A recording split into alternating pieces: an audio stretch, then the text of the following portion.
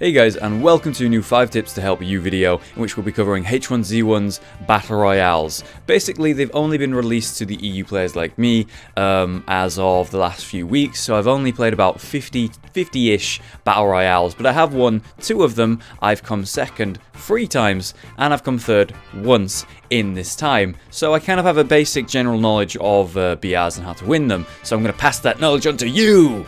It's like selling you something. Yeah, then just go straight nitro over the jump. Wait, follow. Go, go, go, go, go, go! Yeah! We just see an explosion from the other side of the Dude, I was so waiting for it to happen. Yeah! Okay, so the first tip we're going to be covering is going to be landing. That's mostly choosing where you're landing. So, you know, at the start of a Battle Royale, you got this parachute looking down at the map, and you can see a lot of places. There's a good chance you can see the cities, one of the 3 at least, and there's a good chance that you're going to be able to see the wilderness. Sometimes you're going to be forced to go to one of these, but it's less likely, but it does happen.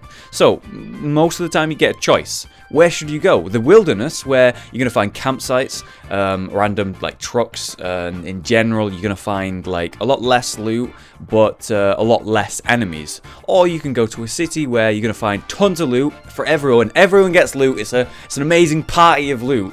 However, there's a lot more enemies who are all going to get loot, because there's tons of loot, and that means a lot more fighting a lot earlier in the stage. Much more dangerous, I think. So you have to decide, am I a player who likes to go to the wilderness and get less loot and fight less people, and then I make it through that mad dash? Or do I want to go to the town and have tons of combat and tons of loot? I personally like to go to towns, and I'll explain why in just a moment. So here's the pros and cons of both. Going to the wilderness, there's much less loot but less enemies. However, we're not taking into account the fact that you are having a mad dash with 1 or 2 other people to very limited loot. So let's say you make it there second. First guy's got all the guns already. He's got 1 gun, right? That's enough. He's turned and killed you, you're dead.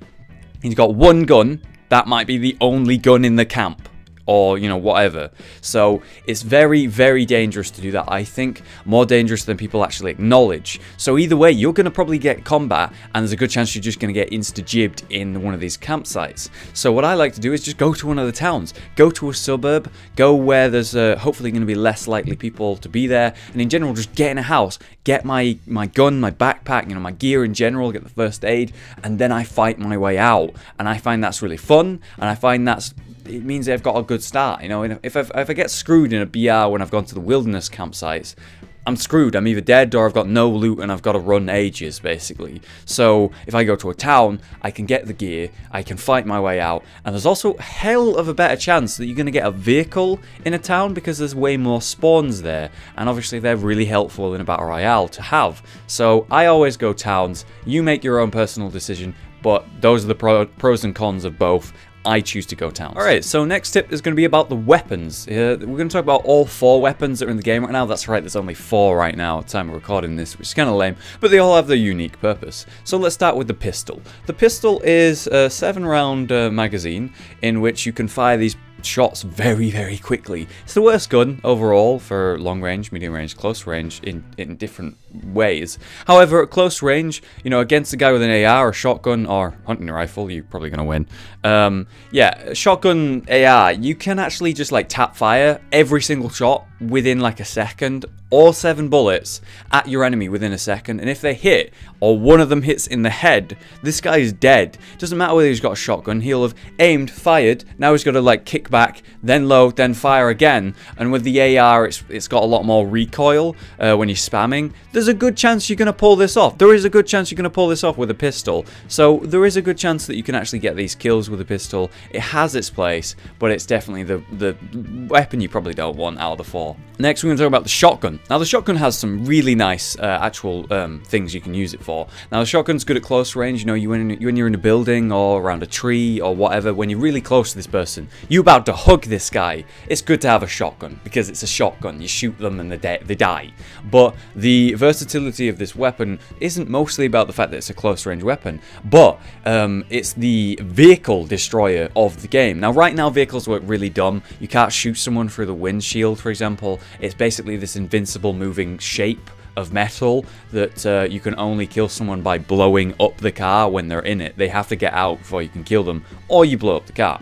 So, shotgun is in fact the best weapon for blowing up cars because it kills them in like 3 or 4 shots from 100% health at close range. So if someone drives up next to you, boom 1, boom 2, they go shit, right? And they try and accelerate, boom 3, okay, now they're really low, and now they're slightly moving away, they finally accelerate and they're actually moving, final shot, boom, they blow up, you've killed them, you may have killed a team and saved yourself some pain later down in the line in the final fight. Shotgun is a fucking vehicle destroyer, solid weapon for that, so that's good use for it.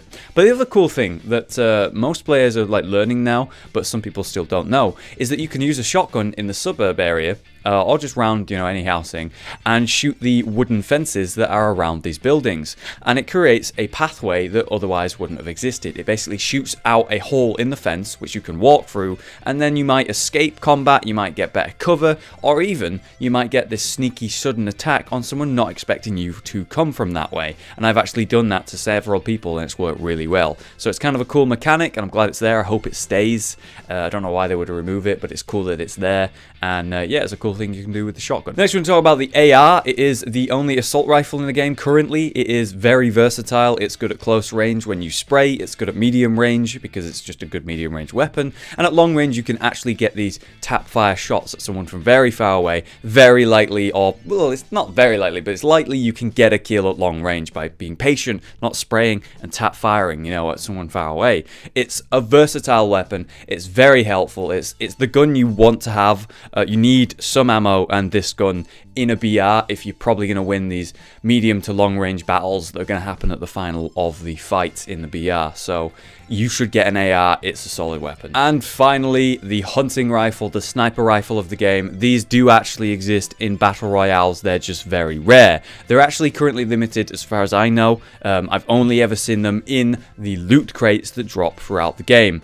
I believe this is because it is very powerful, this gun. There are a lot of long range fights that happen at the mid to late game section of the game, of the Battle Royale. You need to have a hunting rifle if you have the option. Take a hunting rifle, basically. It has a scope on it. You can long range kill people very easily. You know, they don't expect it, and it gives you this really good long range advantage to someone with an AR, for example, who is desperately just trying to tap fire you at long range, where you have pinpoint accuracy on this guy with your scope. It's a big advantage.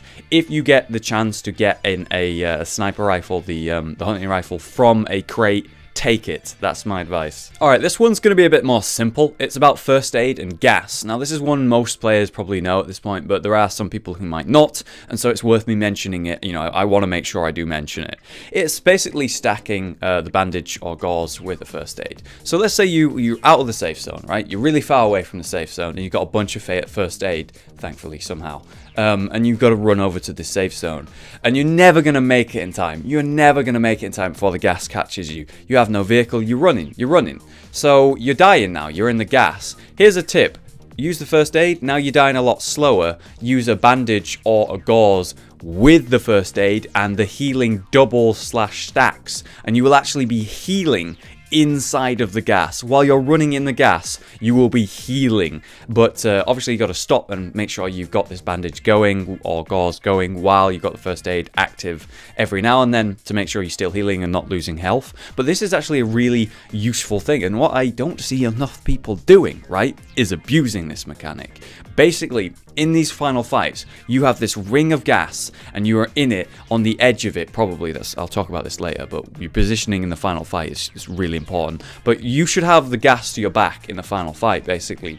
And if you are outnumbered, if there's a team, if they have the position on you, run into the gas. Run into the gas. You have now disappeared from their sight. If you look back, right, you can actually see them through the gas, whereas you are pretty much a blur or gone at a certain range in the gas. You use this first aid, use a bandage while you're in there, you start healing up, and you can even fire at them from the gas, or reposition, or, you know, get a sneak attack on someone. Just get out of the fire for a little bit, you know? You can really abuse this mechanic and hide in the gas for a little bit. It's totally possible. And this is something that I've used to get these jump and sneak attacks on people in general. It's a really cool mechanic. I'm glad that it's there. I feel like it might be removed eventually or something. It feels a bit weird, but I love running around and having fights in gas. It's kind of cool.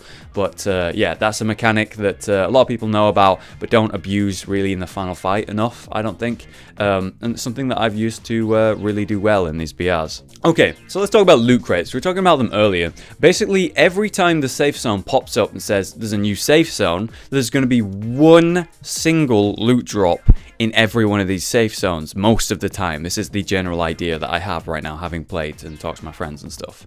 We kind of have this consensus that this is the way it works, as far as we know.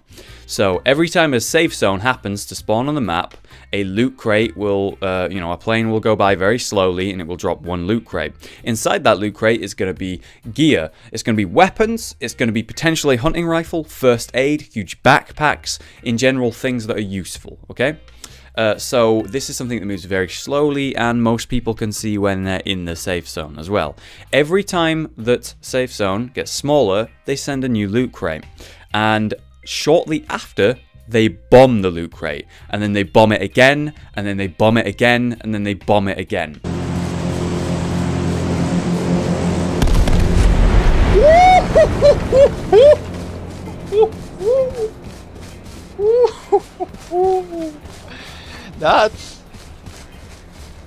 That blew up on your lap, son. So it's very dangerous to go for this loot crate. Not to mention that everyone else can see it slowly falling down. So what's going to happen? Everyone moves over to it and has a fight for it. Now, I actually do go for these loot crates, despite them being kind of like dangerous. They sometimes have a hunting rifle in them, which is, as we talked about, a huge advantage in this mode. You want that. It has first aid in it, so I can hop in the gas and in that final fight have this advantage. It has guns and ammo in it. I might need the guns, I might need the ammo, you know, who knows? I might need the big backpack. It's style, man, I need it. So I usually go for them. And here's how I go about getting them. I make sure that I'm one of the first people on the scene. You know, if I'm not, then it's probably not worth my time to go over there. It's probably already been looted. So one of the first people to be there when it lands. And if you are the first person and you're there before it's even landed, take cover in a bush or, you know, near a tree and watch it land, and then look around you, check your corners and see if there's anyone else in the area. If there's not, then sure, go for it and good luck, don't get shot, I hope. But what I usually end up seeing, and on stream that actually happened to me last night, I waited, it landed, I waited a little bit longer, looked around, guy runs along, runs up to the crate, starts opening it, I aim while he's completely stood still, one shot to the head, he's dead, and I take the crate, take all of his shit and get out of there, and boom, I'm done. Like that. Yeah, I was waiting, mate, I was waiting. Oh man. Yeah, check your area next time, this crate, mate. That's the best way to take a crate, in my opinion. Patience, check your corners, check there's no one there, then loot it. Or wait that extra moment, look around, see a guy, wait for him to open the crate, and kill him while he's fucking stood still, man. It's an easy shot. So yeah, patience is really key here when it comes to loot crates, and accepting that if you're not close enough to it, you're not gonna get it. Don't go to that big fight. Let all of these people kill themselves over the barely any loot that's probably already been looted. At that point, you're not gonna get the crate if you're not the first person at the scene. And finally, the final tip, the fifth tip, is the final battle. You need to find some nice cover. It is going to be the case that you want to your back this wall of gas. You want to be very close to it if you can in the final battle. This is when it's going to get smaller to the point where it's like a dot on the map, and you want to basically, when it's like really small there, not just the dot or whatever it is on the map, you want to find cover that's good, right? So this is the stage. You're in the stage where there's like 5 to 10 people left in this small ring, okay? This is what I'm talking about. So, to your back should be gas. To your front should be cover. So, a hill, a tree, a rock, a bush, something that gives you cover to your front. At this point, your back is mostly covered by gas. Remember, someone could run out of that gas at any moment, so be aware of that. You have cover at your front, and now you've got the left side and the right side to look. And you guard them. So you look left, you just watch the place, you know, there's no one there. You look right, you watch, there's no one there. You look left, oh, there's the guy. I will wait until he is at a disadvantage and then sneakily kill him. If you can take a fight in the final fight where someone's not looking at you and you have a massive advantage, take it. Kill him, move away from where you just fired so, you know, people don't run over and try and get you because they heard where you fought. But yeah, you shouldn't be, by the way, extra bonus tip, don't fucking loot in the final fight. If you're in the final fight, you have enough gear to win 99% of the time. Don't waste your time looting, you're not going to get anything. Unless there's the hunting rifle, but even then in the final fight, a hunting rifle's not going to be that great because it's like, it's long range and you're in close range at this point, so yeah. Anyway, back to the gas. Front cover, looking left and right. Now you only have to look left and right instead of front, backwards, left, right, you know, standing in the middle of a field like an idiot, get shot. You know, you need to find this good cover spots.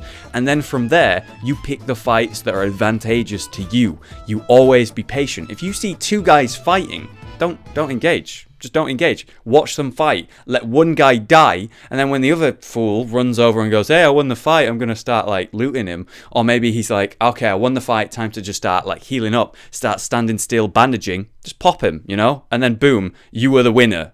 That's it. It's patience, choosing your own, like, terms on the fights. And if things go wrong, and they see you and they shoot at you too early, you can always hop in the gas, use the healing technique, move around, find a new cover spot. Boom, you're done. You're all right.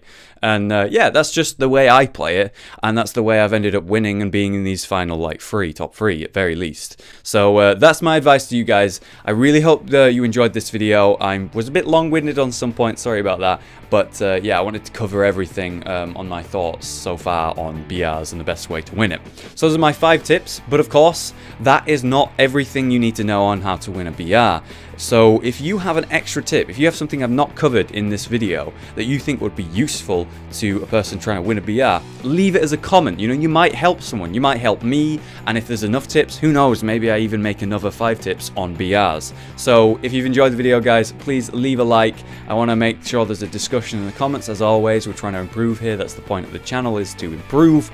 And if you're new here, please subscribe for more. There is a lot of H1Z1 content on the channel right now, and I stream regularly, so you should check that out, where I stream BRs and stuff. It's pretty cool.